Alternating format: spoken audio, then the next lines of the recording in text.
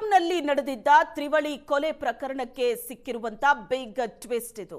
ಕೇಸ್ನಲ್ಲಿ ಮಾಫಿ ಸಾಕ್ಷಿಯಾಗೋದಕ್ಕೆ ಪ್ರಮುಖ ಆರೋಪಿ ಶ್ವೇತಾ ಅರ್ಜಿ ಸಲ್ಲಿಸಿದ್ದಾರೆ. ಕ್ಯಾರ್ಪುರಂನಲ್ಲಿ ನಡೆದಿದ್ದ ಟ್ರಿಪಲ್ ಮರ್ಡರ್ ಪ್ರಕರಣದಲ್ಲಿ ಸಿಕ್ಕಿರುವಂತಹ ಮೇಜರ್ ಟ್ವಿಸ್ಟ್ ಇದು. ಗೆಳೆಯ ಕೆನತ್ ವಿರುದ್ಧವೇ ಸಾಕ್ಷಿ ಹೇಳೋದಕ್ಕೆ ಆರೋಪಿ ಶ್ವೇತಾ ಮುಂದಾಗಿದ್ದಾಳೆ. ಮಾಫಿ ಸಾಕ್ಷಿಯಾಗಲು 29ನೇ ಎಸಿಜೆಎಂ ಕೋರ್ಟ್ಗೆ ಶ್ವೇತಾ ಅರ್ಜಿ ಸಲ್ಲಿಸಿದ್ದಾರೆ. ಕೊಲೆ ಪ್ರಕರಣದಲ್ಲಿ ನಾನು ನೇರವಾಗಿ ಭಾಗಿಯಾಗಿಲ್ಲ ಅಂತಿರೋ ಆರೋಪಿ ಕೊಲೆ ನಡೆದ ಸಂದರ್ಭದಲ್ಲಿದ್ದೆ ಅಷ್ಟೇ, ಕೊಲೆ ಮಾಡಿಲ್ಲ ಅಂತ ಹೇಳಿಕೆ ಕೊಟ್ಟಿದ್ದಾಳೆ. ಕೆನತ್ ಕೊಲೆ ಮಾಡಿದ ಸಂದರ್ಭದಲ್ಲಿ ನಾನು ಅಲ್ಲಿದ್ದೆ ಅಂತ ಈಕೆ ಹೇಳ್ತಾ ಇರೋದು.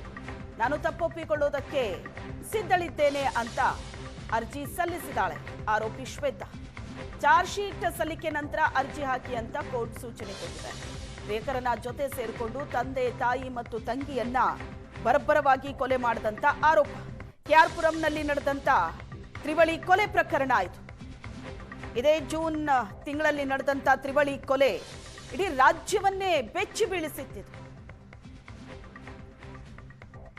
ತನ್ನ ಪ್ರಿಯಕರ ಕೆನತ್ ಜೊತೆ ಸೇರ್ಕೊಂಡು ಶ್ವೇತಾ ತನ್ನ ತಂದೆ, ತಾಯಿ ಮತ್ತು ತಂಗಿಯನ್ನ ಬರ್ಬರವಾಗಿ ಕೊಲೆ ಮಾಡಿದ್ದ ಪ್ರಕರಣ ಆಯಿತು. ಈ ಪ್ರಕರಣದಲ್ಲಿ ಈಗ ಆರೋಪಿ ಶ್ವೇತಾ ಮಾಫಿ ಸಾಕ್ಷಿಯಾಗೋದಕ್ಕೆ ಅರ್ಜಿ ಸಲ್ಲಿಸಿದ್ದಾರೆ.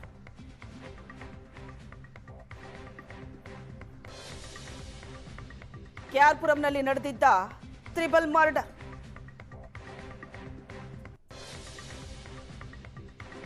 ಹೆತ್ತ ಮಗಳು ಮೊದಲು ತಾಯಿಯನ್ನ ಕೊಂದು ತಾಯಿಯನ್ನ ಬಿಡಿಸೋದಕ್ಕೆ ಬಂದಂತ ತಂಗಿ, ಆನಂತರ ಬಂದ ತಂದೆ, ಮೂವರನ್ನ ಬರ್ಬರವಾಗಿ ಹತ್ಯೆಗೈದಿದ್ದಂತ ಪ್ರಕರಣ. ಈ ಕೊಲೆಗೆ ಸಿಕ್ಕಿರೋ ಮೇಜರ್ ಟ್ವಿಸ್ಟ್ ಇದು.